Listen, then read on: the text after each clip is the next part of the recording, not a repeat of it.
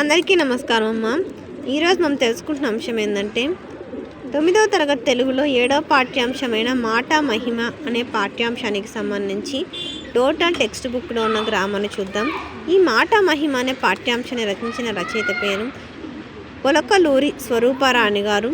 ఇవి మాటలు, ఇది ఒక గేయ రచన, వచన కవితకు సంబంధించినది. ఇది మనము చెప్పుకుంటా పోతే వీడియో లెంత్ అవుతుందనే ఉద్దేశంతో నేను చెప్పడం లేదు. మీకు ఏం కావాలో అది స్క్రీన్ షాట్ తీసుకోండి. ఇప్పుడు మనం పాఠ్యాంశాలను చూద్దాం.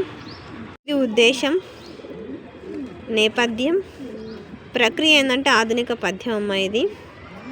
తర్వాత ఈ పాఠ్యాంశాన్ని రచించిన రచయిత్రి పేరు కొలకలూరి స్వరూపరాణి గారు. ఇది ఆవిడకు సంబంధించిన కవి పరిచయం. ముఖ్యమైన అంశాన్ని నేను అండర్లైన్ చేస్తున్నాను, 1 మార్క్ అడిగేటివి. మీరు స్క్రీన్ షాట్ తీసుకోవచ్చు. అవగాహన, ప్రతిస్పందనకు సంబంధించిన పద్యాలకు సంబంధించినవి. పాఠంలోని పద్యాల ప్రాస పదాలను గుర్తించి రాయండి. కొనియే అంటే అంత్యానుప్రాస. ఇక్కడ చూడు, కొనియే ప్రతిపాదం చివరన పద్యంలో లైన్లను ఏమంటారంటే పాదాలను అంటారు. ప్రతిపాదం చివరన కొనియేతో అంతమవుతుంది కాబట్టి ఇది అంత్యానుప్రాస. ఈ క్రింది వాక్యాలు చదవండి. భావాలకు సరిపోయే పంక్తులను గేయంలో గుర్తించి రాయండి. ఇక్కడ చూడండి, మనసులో విషం, మాటల్లో తీయదనం. అంటే ఆ గేయంలో ఏమున్నాయి పదానికి సంబంధించిన ఆత్మలో గరళంబు, నంగిట నమృతంబు. మంచి మనస్సుల్లో కూడా విషం చిమ్ముతుంది, అమృత హృదయాలలో జల్కు హాలహలము. మాట తీరును బట్టే మన సంపద ఉంటుంది, సిరి ప్రవర్తలిల్లు చుండును జిహ్వ కోలది. 2వ క్రింది గద్యం చదవండి. ఇచ్చిన ప్రశ్నలకు సమాధానాలను రాయండి. కూడా పారాగ్రాఫ్ కంటిన్యూషన్ అమ్మ. దీనికి సంబంధించిన ప్రశ్నలకు ఆన్సర్స్ నేను ఆల్రెడీ దీంట్లో మీరు స్క్రీన్ షాట్ తీసుకోవచ్చు. 1వది ముందు దాంట్లో ఉంది, ఇది 2వది. తర్వాత 3వ దానికి సమాధానం. వృత్తాంతం అంటే ఏమిటంటే ఒక అంశానికి చెందిన పూర్తి సమాచారం అని అర్థం. కేఎల్ రావు గారు చైనా ఇంజనీర్లను ఏం చేస్తున్నారు, ప్రశంసించారు.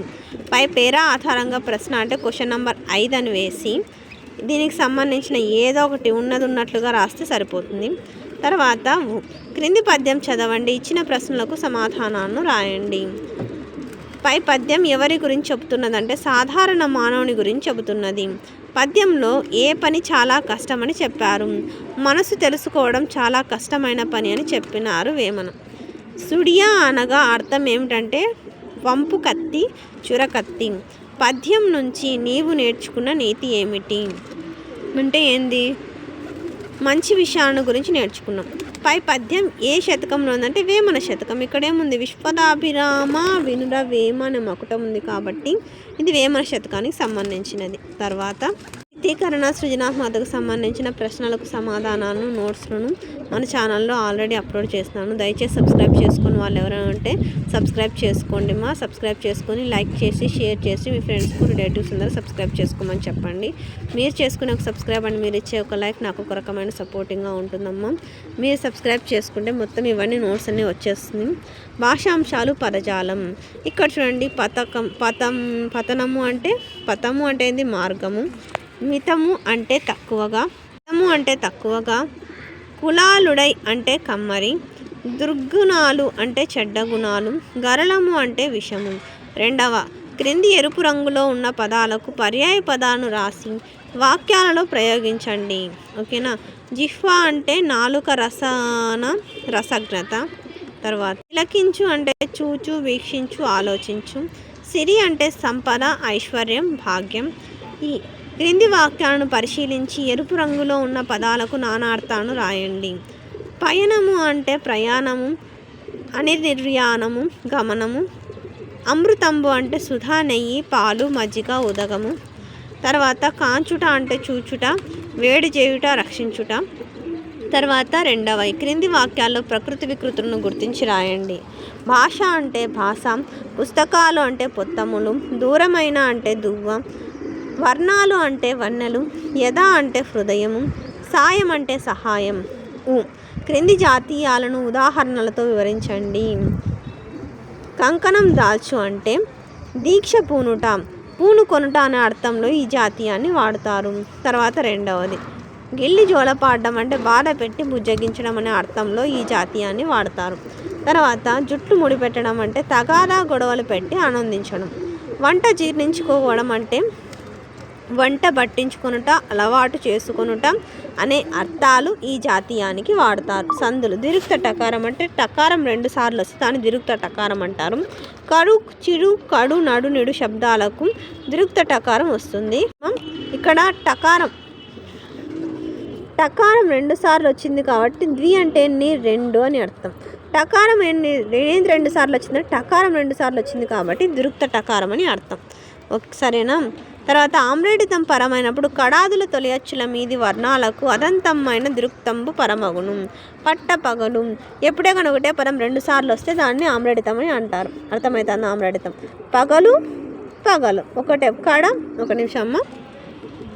కడ కడ కడ కడ అనే 2 సార్లు వచ్చింది. తుద మొదలు మొదట చివర ఒకటే పదం 2 సార్లు వస్తే అది ఆమ్రేడిత సందని గుర్తుంచుకోండి. తర్వాత దీర్ఘము అంటే ఒకే హల్లు 2 సార్లు వచ్చుట, హల్లు కింద అదే హల్లు వచ్చుట అని దీర్ఘాక్షరం అంటారు. క్రింది పదాలను విడదీసి సంధి పేర్లను రాయండి. ఆ, ఈ, ఊరు అనేటివి సందులు. ఓకేనా. రసనేంద్రియం అంటే రసన ప్లస్ ఇంద్రియం గుణసంధి. పరస్పరానురాగం పరస్పర ప్లస్ అనురాగం సవర్ణ దీర్ఘ సంధి. పరాధీనము అంటే తత్ ప్లస్ ఆధీనము జశ్వ సంధి. ఉర్వి ఎల్లా ఉర్వి ప్లస్ ఎల్లా యనాదేశ సంధి. సమాసాలు. క్రింది పదాలు చదవండి, విగ్రహ వాక్యం తెలిపి ఏ సమాసమో రాయండి. ప్రాణహాని, ప్రాణమునకు హాని షష్ఠీ తత్పురుష సమాసం. అమృత హృదయులు, అమృతం వంటి హృదయులు ఉపమాన పూర్వపద కర్మధారయ సమాసం.